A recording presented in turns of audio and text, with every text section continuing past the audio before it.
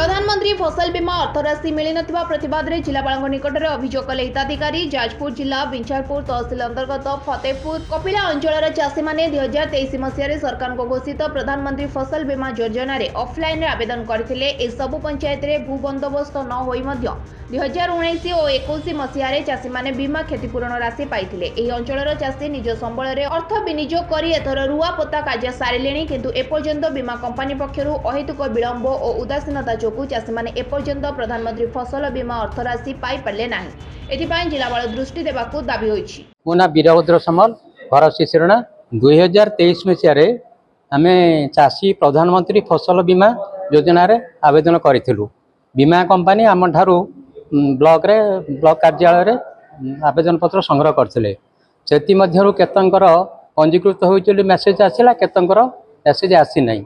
2023 जुलाई थारू आज 2024 सेप्टेम्बर 5 तारिख एपर्यंत आम कौन उत्तर पाऊन जे कौन आमर होईची कि नाही।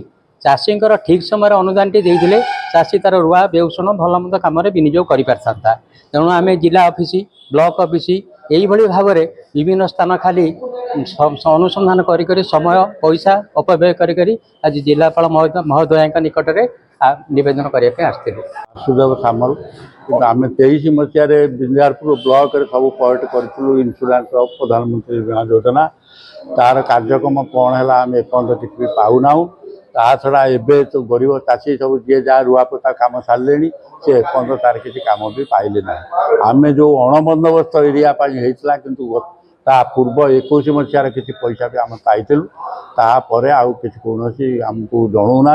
आम जे एवर्ष जी जाइए आम पचारा द्वारा सी कहले 23 मसीहार किसी काम होना। जाजपुर अभिमन्यु मिश्र रिपोर्ट, लिव लाइव ओडिया।